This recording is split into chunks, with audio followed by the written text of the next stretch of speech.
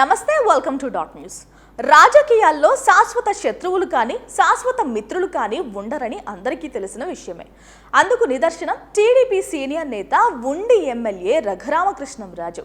మొన్నటి వరకు వైఎస్ జగన్ పేరు వినడానికి కూడా రఘురామ సహించేవారు కాదు. తనను చంపాలని చూశారని రఘురామ ఎన్నోసార్లు ప్రచారాలు చేశారు. దీంతో జగన్ను అభ్యంతరకర భాషలో ఆయన తిడుతూ వచ్చారు. ఇవన్నీ గతం.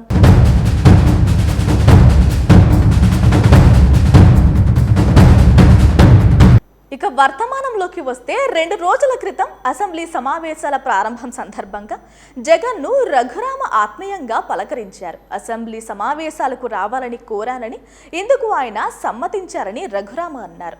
ఓ ఛానల్ నిర్వహించిన డిబేట్లో జగన్ను టచ్ చేసినప్పుడు ఆయన ఫీలింగ్స్ ఏంటని ప్రెజెంటర్ ప్రశ్నించగా మామూలుగానే ఉన్నారని రఘురామ సమాధానం ఇచ్చారు. ఈ నేపథ్యంలో రఘురామకృష్ణంరాజు సోషల్ మీడియాలో ఒక వీడియో విడుదల చేశారు.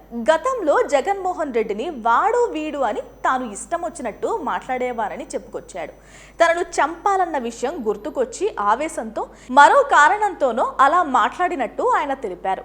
ఇప్పటి నుంచి జగన్మోహన్ రెడ్డి గారు అని పిలుస్తానన్నారు రఘురామ.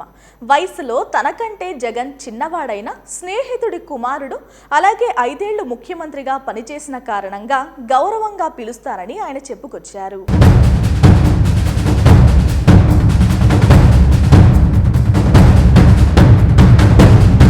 ఇక మరోవైపు రఘురామకృష్ణంరాజు వైఖరి టీడీపీ శ్రేణులకు జీర్ణం కావడం లేదట.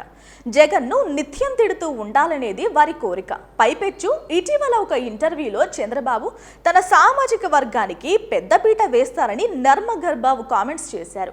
జగన్ పై సానుకూల ధోరణి, ఇదే సందర్భంలో చంద్రబాబుపై వ్యతిరేకత రఘురామలో చూడొచ్చు. టీడీపీ ఎమ్మెల్యే అయిన రఘురామలోనే ఇంత తక్కువ సమయంలో భారీ మార్పు కనిపిస్తే ఇక జనం మాటేంటి అనే ప్రశ్న ఉత్పన్నమైంది. జగన్ పై సానుకూల ధోరణి ఏర్పడుతుంది అనేందుకు రఘురామలో వచ్చిన మార్పే నిదర్శనంగా వైసీపీ ప్రచారం చేస్తూ ఉండడం విశేషం. దీంతో మార్పు మంచిదే కానీ హుందాతనంతో కూడిన రాజకీయాలు ఆహ్వానించదగ్గ పరిణామాలే కానీ ఉన్న ఫలంగా రఘురామకృష్ణంరాజులో ఇంత భారీ మార్పు ఎందుకనేది మాత్రం నెట్టింట వైరల్ టాపిక్ గా మారింది. Please subscribe dot news.